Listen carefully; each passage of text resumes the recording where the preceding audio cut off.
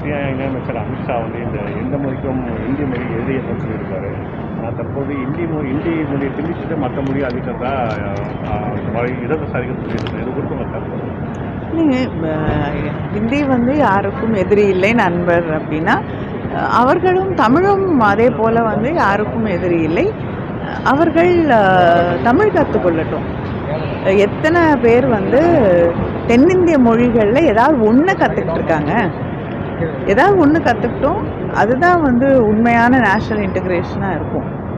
அதனால் நாங்களும் யாருக்கும் எதிரி இல்லை, எல்லோருக்கும் நண்பர்கள் தான். எங்களுடைய மொழிகளை கற்றுக்கொள்ளுங்கள். பெரியாரை தவிர்த்து தமிழக அரசியல் கிடையாது மேடம். தற்போது கொள்கை தலைவராக நிறைய பேர் பெரியாரை தான் குறிப்பிடுறாங்க. நடிகர் விஜய் கூட பெரியாரை தன்னோட கொள்கை தலைவராக சொல்லியிருக்காரு.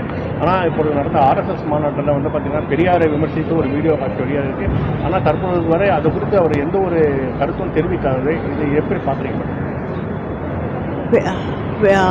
பெரியாரையும் பேரறிஞர் அண்ணா அவர்களையும் விமர்சனம் செய்துவிட்டு தமிழ்நாட்டில் அரசியல் செய்து விடலாம் என்று நினைக்கக்கூடியவர்கள், தமிழ்நாட்டிலே அவர்களுக்கு ஒரு அங்கீகாரம் கிடைக்கும் என்று நினைக்கக்கூடியவர்கள் நிச்சயமாக ஏமாந்துதான் போவார்கள். அவங்களுக்கு எந்த இடத்துலையும் அந்த தமிழ்நாட்டில் மக்கள் அவர்களை ஏற்றுக்கொள்ள மாட்டார்கள். ஆனால் அதே மேடையிலே அண்ணாவின் பெயரை தன்னுடைய இயக்கத்தின் பெயரிலே வைத்துக்கொண்டு அரசியல் செய்து கொண்டிருக்கக்கூடியவர்கள் அவங்க தான் வைக்கி தலை குனியணும்.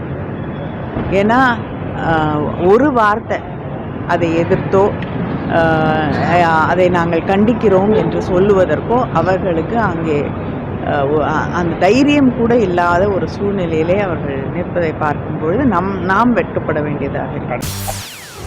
செய்திகளை உடனுக்குடன் தெரிந்து கொள்ள உடனே சப்ஸ்கிரைப் பண்ணுங்க.